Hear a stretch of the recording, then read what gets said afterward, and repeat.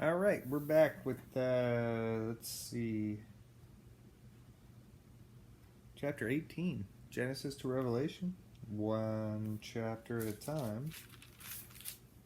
Okay, we're going to learn about the son of promise. I think that sounds like Isaac.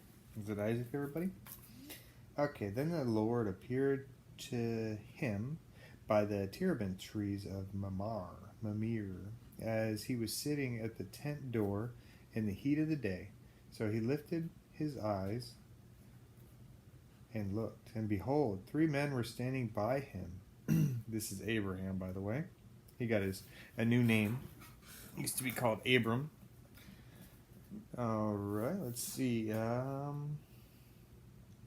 3 men were standing by him, and when he saw them, he ran from the tent door to meet them, and bowed himself to the ground and said, "My Lord, if I have now found favor in your sight, do not pass on by your servant. Please let a little water be brought and wash your feet, and rest yourself under the tree. I will bring a morsel of bread that you may refresh your hearts. After that you may pass by, inasmuch as you have come to your servant." They said, "Do as you have said." So Abraham hurried into the tent and went to Sarah and said, "Quickly make ready 3 measures of a fine meal. Knead it and make cakes." And Abraham ran to the herd and took a tender off the good calf, gave it to a young man, and he hastened to prepare it. Wow, so he went out and slaughtered a calf, huh?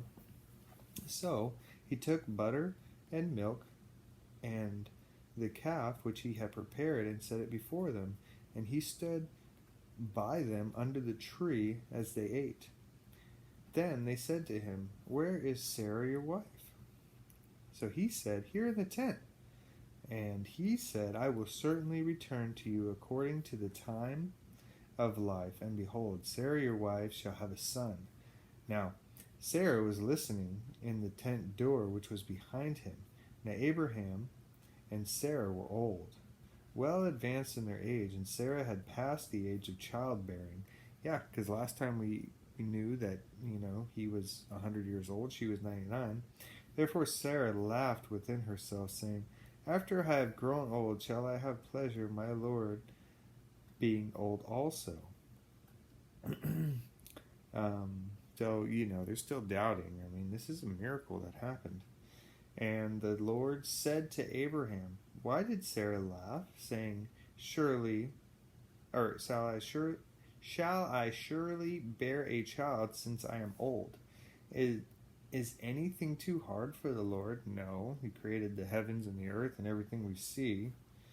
At the appointed time I will return to you according to the time of life, and Sarah shall have a son." See, sometimes we want to do stuff in our time scale, and we don't understand that God has something better planned for us when we're ready for it. But Sarah denied it, saying, "I did not laugh," for she was afraid. And he said, "No, but you did laugh." And then here we go. Abraham intercedes for Sodom. Okay, let's see what happens here. Then the men rose from there and looked towards Sodom, and Abraham went with them to send them on their way. And the Lord said, "Shall I hide from Abraham what I am doing? Since Abraham shall surely become a great and mighty nation, and all nations of the earth shall be blessed in him."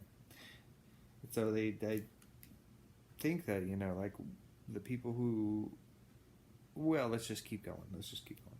"For I have known him in order that he may command his children and his household after him, that they keep the way of the Lord to do righteousness and justice, that the Lord may bring to Abraham what he has spoken to him." So that's talking about the promise. He's going to give him a son, Isaac.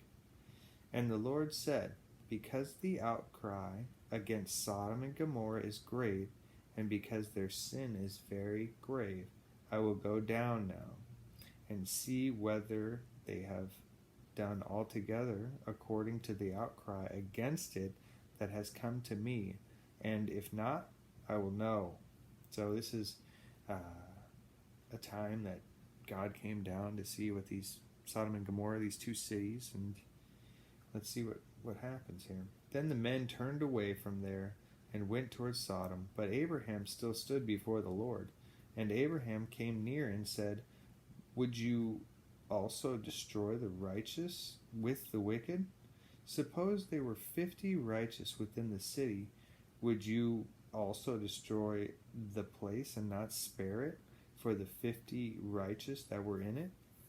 Far be it from you to do such a thing as this, to slay the righteous with the wicked, so that the righteous should be as the wicked. Far be it from you. Shall not the judge of all earth do right? So here he's trying to question God once again, because, in our futile efforts, we try to think us above God when God is perfect. So the Lord said, If I find 50 righteous in the city, then I will spare the place for their sakes. Then Abraham answered and said, Indeed now, I who am but dust and ashes have taken it upon myself to speak to the Lord. Suppose there were 5 less than 50 righteous, would you destroy all the city for the lack of 5? So he said, If I find 45, I will not destroy it. And he spoke to him yet again and said, Suppose there should be 40 found there. So I guess he's trying to compromise here with God. Well, we all do that from time to time, don't we? So he said, I will not do it for the sake of the 40. Then he said, Let not the Lord be angry, and I will speak. Suppose 30 should be found there. And so he said, I will not do it if I find 30 there. And he said, Indeed, now I have taken it upon myself to speak to the Lord. Suppose 20 should be found there. So he said, I will not destroy it for the sake of 20. So,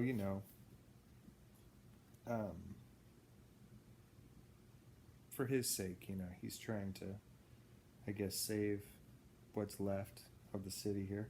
Then he said, Let not the Lord be angry, and I will speak but once more. Suppose 10 should be found there. And he said, I will not destroy it for the sake of the 10. So the Lord went his way as soon as he had finished speaking with Abraham, and Abraham returned to his place. So here we see that, he's trying to, maybe be God, or, he doesn't want to see any perish, right? So, why destroy a whole town if there's at least 10 righteous people? So, but, like we learned earlier, Sodom and Gomorrah, their sin was grave. And we'll have to see what happens in the next chapter here, but, he'll save the city if he finds 10, at least 10 there. All right. So that is chapter 18, and we will have to see what happens in chapter 19. Will Sodom and Gomorrah be spared? We will find out. Until next time, thank you. Bueno, bye.